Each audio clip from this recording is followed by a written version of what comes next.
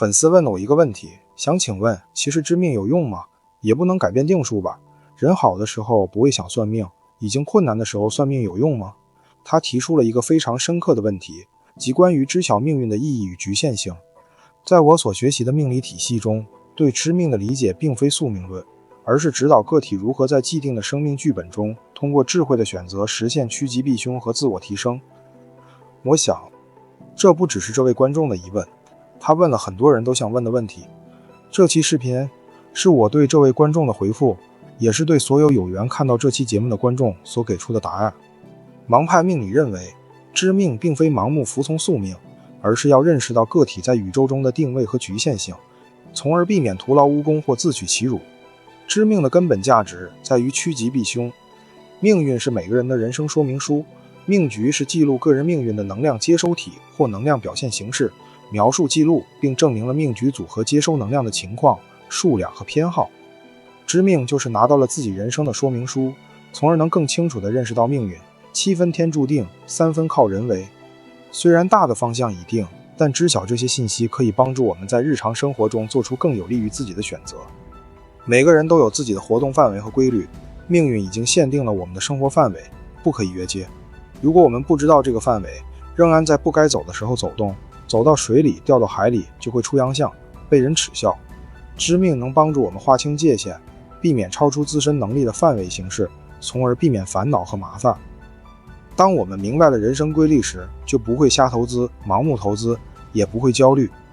例如，如果命中显示你承载不了巨大的财富，如体弱育财，那么在财运来临时，你就知道不宜盲目合作或投资，从而避免破财上当或受骗。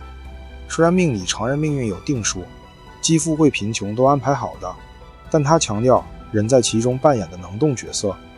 命运是人生的剧本，在下生那一刻就已经写好了。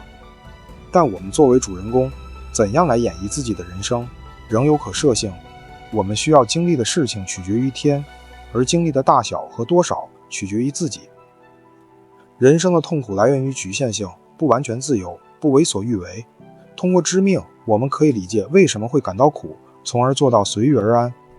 这位粉丝提到人好的时候不会想算命，遇到困难才想到算命，而盲派易经恰恰认为，算命就是为了应对人世间的疾苦，算命算的是人世间的酸甜苦辣、人情冷暖。我们的价值取决于时代的需要，大运即是时代。知命能够揭示这个时代需要什么，以及命主自身具备什么，从而指导命主选择符合时代趋势的职业和方向。如果选择了不是自己命中有的财，选择了错误的行业、事业或者项目，即使运气再好也得不到它，最终必赔。知命最实际的作用是提供了一套指导行动的智慧框架，避免在错误的时间做错误的事。学习八字的最高境界是知进退，懂取舍。知命可以帮助确定行动的方向和时机，时机非常重要，方向的选择也非常重要。如果流年所需的字很弱，即使送礼也当不上官，此时命主应先不要动，现在时候不到，等待水到渠成的时机。命运安排了我们什么时候要做事，这包括知道自己什么时候应该抓住机遇，什么时候应该收敛蛰伏。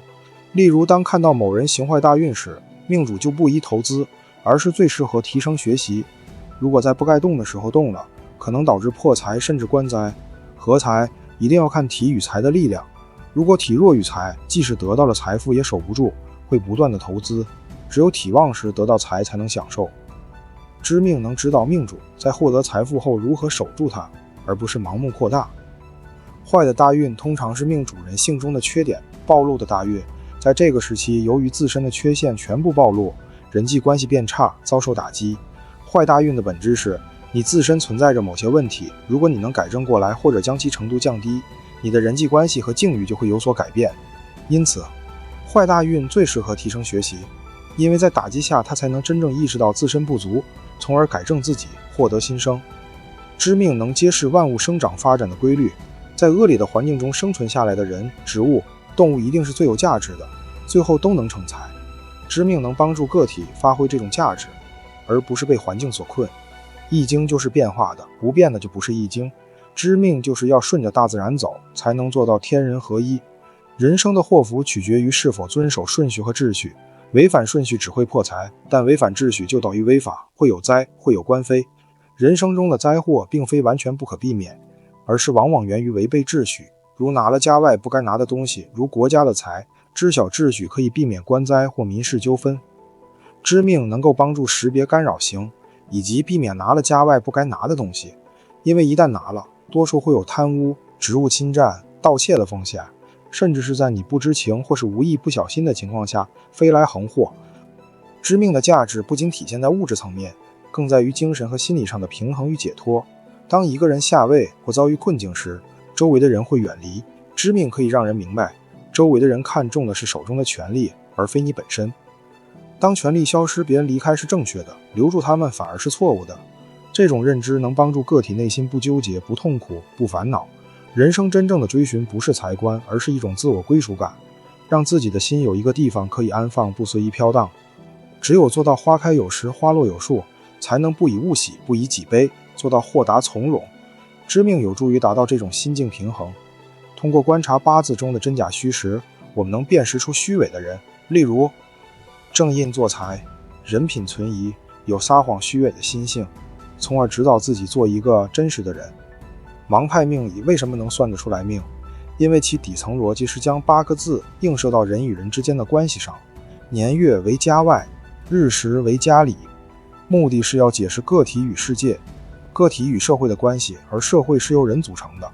所以换言之，盲派的算法本质上就是在阐述人与人之间的关系，你也可以理解为交换与回馈。知命可以指导我们如何进行良性互动，人与人之间要形成良性循环，外面给你的东西你必须转换成能量回馈给对方需要的五行，这叫知恩图报，奉献有爱心。如果接受了帮助却将这个字闲置了，没有转换能量回馈，下一次别人就不会再帮我们形成恶性循环。拥有社会价值和社会地位的前提是具备外面社会所需的东西。命主家里的字若是外面需要的，并且这个需要越着急越紧急，代表这个人越有价值。知命指导我们如何用自己的天赋，也就是命中的这个字，去满足社会需求，实现价值交换。如果家里的东西是外边给的，而命主全部占用，没有留份额，一定会遭到家外人的攻击和指责。这样的人是自私、吝啬、抠门，做事是一锤子买卖，贪小便宜。知命可以警醒个体，避免陷入这种自私的困境。我举个现实中的例子吧。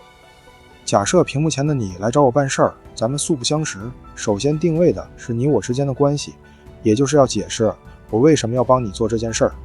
我若帮了你，大概会有这几种动机：一，咱俩沾亲带故；二，我欠了你的；三，你花钱雇我；四，你是乞丐或难民；五，我有求于你。而这几种动机所关联的关系依次为亲情关系、债务关系、雇佣关系、施舍关系、利益交换。以上种种关系决定了我帮你做这件事的理由。如果无缘无故，没有任何关系的情况下，我来帮你做这件事，我图什么？你们觉得算命很难学会？其实盲派的义理就是建立在这种人尽皆知的这一套人性普遍规律基础上，不断的观察、演绎与归纳而形成的一套体系。如果屏幕前的你有那么一丢丢的商人思维，懂得买东西要花钱这种常识，你都学得会盲派易经。最后我想说，知命不是为了逆天改命，而是提供了智慧的工具。通过知晓自己的生命规律，我们可以在对的时间做对的事情，这就是因时而动；在错的时间选择后退，也就是因时而止，从而在人生的定数中活出更精彩、少有遗憾的自己。